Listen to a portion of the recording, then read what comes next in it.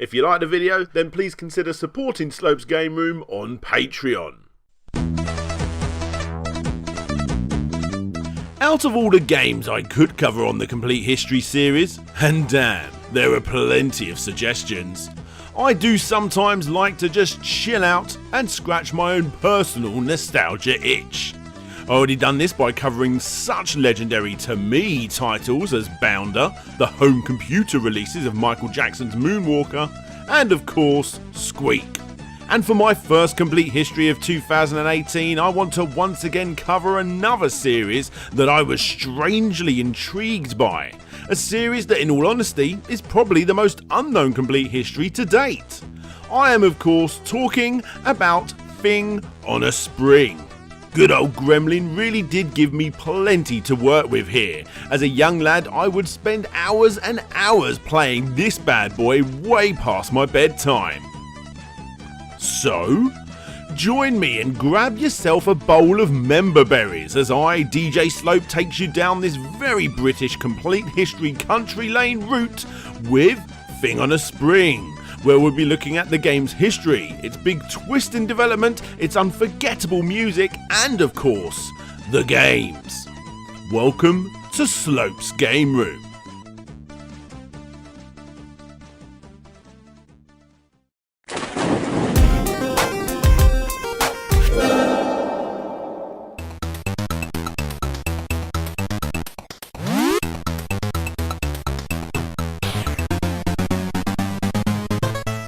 So, Thing on a Spring. What is it exactly? Well, it's a thing that not only happens to be on a spring, but more importantly, a thing that became quite a household favourite for my family. Looking back at the game for the first time in close to 30 years, it's quite breathtaking, and it's all coming back. Not only the game itself, but more importantly for me, the artwork. I've said this many times on my channel, and I'll no doubt say it quite a few more times too. But this amazing artwork alongside this basic looking game really did fill in the imagination gaps for the younger 80s 8-bit home computer generation. But hold up. This is the final product, and this wasn't what the game set out to be. Yeah, I think we're in fact getting a little ahead of ourselves. So, let's go back to the beginning. Back in the early days of home computer gaming, as you may or may not know, games were being shoveled onto every possible system imaginable by, well, pretty much anyone. Yep, as a young coder that gets excited about typing in pages of code to create and play the latest crappy demo, yes, this is how they were done back then, it's very likely that something like this will result in yet another £50 made as you send in your homemade game in an attempt to get it published. This may sound pretty awful nowadays, and to be fair, most of the games were pretty naff, but when there was only a quid or two at most, you never felt ripped off, resulting in no video game crash for the UK. Now, among the absolute endless stream of what are basically mini-games, there were quite a few companies that decided to take things one step further. And of course Gremlin, a video game company that seriously needs no introduction on this channel, thanks to Bounder, Zool, Jack the Nipper and eventual Complete History spotlighter, Loaded. For the time, companies like Gremlin really did pump up the closest thing us home computer gamers had to AAA games and memorable characters. Because games were made by such small, sometimes one-man teams, a lot of the time they started simply just as a testing ground for a certain idea. And after a couple of weeks, or dare I say it, months, the game you was working on could become something completely different, entirely depending on what random inspiration you got elsewhere along the way. Thing on a Spring was no different. A game that ended up being a very memorable platformer, but at first was nothing more than a simple Breakout clone, with the baton being the Thing on a Spring. The game was originally planned to be a selection of mini-games influenced by other popular games of the time, but apparently up to this point the game had hit a dead end, and with so many other games that were basically the same as Breakout on the market, the company decided that they needed to change it up. Now with 6 months behind it, which by the way was almost unheard of for the 8-bit home computers, they couldn't exactly scrap it. There was something hidden beneath this bare bones basic game, and that was the thing on a spring. It was actually Monty Mole's creator, one Pete Harrop, that had created some animated sequences for the game, showing the main character simply walking and jumping and rhythmically moving up and down on the spot. This awesome looking character had been brought to life by Pete, and Gremlin couldn't get him out of their minds. So, top dog at Gremlin, one Ian Stewart, went to another company in Hertfordshire, one Micro Projects, where he spoke with one Jason Perkins and suggested that the team should briefly move to Sheffield, Gremlin's base of operations, to help finish the game. The idea of Jason's humble little studio working within the walls of the legendary Gremlin was indeed a dream come true for the team. However, they refused his offer. Sort of. Yes, they wanted to work for Gremlin, but they wanted to do it on their own grounds. They wanted to create the game almost from scratch, and they wanted to do it in their own offices in Hertfordshire. Ian, as you would expect, wasn't all that impressed with the outcome, but he agreed anyway. That was after he played his final negotiation playing card. The game had to be finished within 6 weeks. Now, to be fair, this sort of thing wasn't exactly unheard of back in the 80s and early 90s, and after all, the team already had the main character and animation on their side.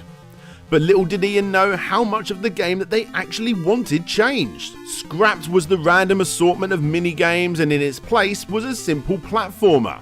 Cause, you know, they was pretty popular at the time, and this thing's main mechanic was jumping. Quite a lot was changed during these early days of redesigning. A prototype of things springing around was put in place before realising it wasn't going to work in a confined space, which led to a more conventional platformer. There was enemies being worked on that would actually combine together, but that also got changed to more conventional enemy types because that became incredibly hard to do on a Commodore 64. And finally, as this was going to be a premium game, it needed music. And it needed it fast. That's when Jason remembers seeing a flyer fall on his lap with the words, "Do you want great music in your games?" And he decided to give the number a call. The unemployed chiptune musician on the other end of the phone agreed to a meeting as long as the company paid for his train fare. After all, he was unemployed. A few days later he turned up, and for any fans of retro 8-bit home computing, the name Rob Hubbard should be very recognisable. The legendary artist that eventually went on to create such amazing work for games such as Commando, Monty on the Run, Master of Magic and Warhawk, among crazy amounts of other games, started right here. Anyway, that 6-week deadline quickly drew to a close, and leading up to the very last minute, the final master copy of the game was handed over to Gremlin for release. And the game became an instant hit. So, with all that said and done, let's finally look at Thing on a Spring.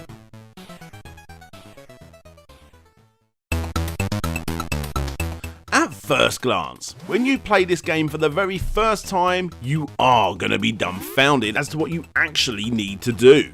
The controls are bloody hard and almost frustrating at first, leaving passers-by more wound up than excited to play more. But get past it and put yourself back in a time when this game did come out and you got something pretty impressive. To classic Commodore 64 fans, this bad boy is often looked at as the very best platformer for the system. So, the idea is that the toy goblin has cast a spell on all the children's toys and directed them to the factory deep beneath the Earth's surface, and it's your job to collect 9 jigsaw pieces, which will give you a clue as to what you actually need to do to defeat the goblin. Obviously, along the way you'll get attacked by all of this gump, and there will even be the odd annoying trap ready to bounce you back to the start of whatever screen you're on. The game has 4 levels, each of them consisting of several screens, and you can only get to them once you've operated the correct switch. Our main hero's life bar is made up of oil, and the sometimes predictable, although most of the time unpredictable nature of the enemy's movements can drastically reduce that oil level until you are rusted up and unable to continue. And boom! there you go. Cryptic as all hell, but as a young kid with plenty of times on my hand, getting the chance to go up against that evil goblin really did keep me going.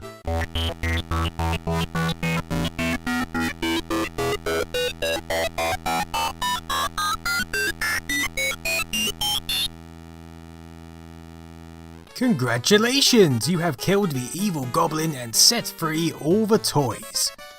It's safe to say that in 1985, it was a simpler time. Thinking on playing this game? Well, you're going to need one or two things.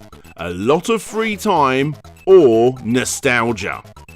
If I'm going to be honest, I think that the artwork is what drew me into this game the most, and it kept me constantly loading it up again and again. Because I can tell you for damn sure as a 5-year-old kid, I never did get to that bloody goblin. I had no freaking idea what I was doing in this game, but I still played it all the time. When the game was finished, that Microcomputers team wasn't exactly impressed with how the final game turned out. Sure, they was relieved that after 6 years of straining, the job at hand was done, and they rewarded that hard work with a well-earned curry. But after reading yet another amazing article on this game in Retro Gamer magazine, Jason said, I can't remember much detail other than we were all unhappy with the way the game turned out, and we thought we could have done better. But a few weeks later, we saw Zap64's review and Sizzler Award, and were even more excited to later discover Finn turning up in the magazine's borders.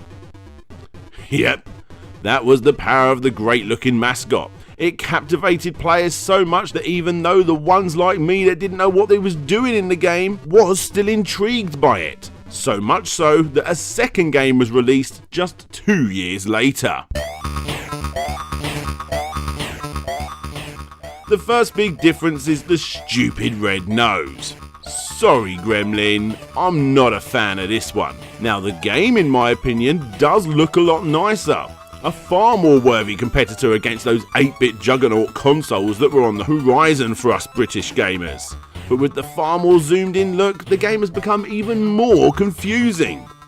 This time Thing has bounced back into another factory and needs to collect all the computer parts so that the goblin's computer doesn't make evil toys or something, I don't know. Look, if you ever decide to complete this, let's be honest, mess of a game, you're probably going to need to get yourself a map drawn on old school pen and paper. The game is insanely hard, and if I were you, I would poke my way to victory. Heck, if you are a newcomer and you enjoyed this game, then you're probably going to like this one too. For me, however, there is something missing. There's something far more appealing about that original game, something more simplistic. And, let's face it, nostalgia helps. But with all that said, the reviews for Thing Bounces Back were yet again very favourable. And that was the last thing that Thing on a Spring featured in. There you go guys, another video I can tick off that nostalgia list. I know the game is widely unknown by many, but for me, there is something about this oily spring that's always stuck in my head. And just like that tennis ball character, I think I've played it safe with this one. This, in my opinion, will always be the complete history of Thing on a Spring. Oh, come on, for f***'s sake. Hey there guys, thanks for checking out this very obscure complete history video. You know, I do like to make ones like this every so often, but never fear, I do have a very popular franchise coming up for the very next complete history. But anyway, this is the part of the video where I give my usual shout outs to all of my Patreons, but first, a big shout out goes out to Kim Justice and Nostalgia Nerd for lending me their vocal notes for this episode. So, to those patrons, a big shout out goes to Ryan Burford, Joe Lazarez, Ian A. Chapman, Phil Lowlins, Yoshi Vu, Retro to Next Gen, Zane Powers, Gavin on a Spring, Creamy Elephant, James Loveridge, Casey Garner Blitz, Hedgie Ben Hall, Taylor Ullman, Gemma at Mr. T-Shirts, Michael, Todd, Paul, Float G, Petty Mew, Brian Rawson, Leon and Silson, Killer J Takikawa, and of course, Tiago Pereira dos Santos Silva. If you want to be part of this list, get your name shouted out, get your name shown, come and see what I'm working on, see exclusive videos, share pickups and your creations over on the Discord chat, as well as crazy amounts of other things, then please click the link that you see on the screen. Don't forget to subscribe, give it a thumbs up, a thumbs down, whatever you prefer. But for now, this is DJ Slope signing out, and hopefully I'll see you all next time.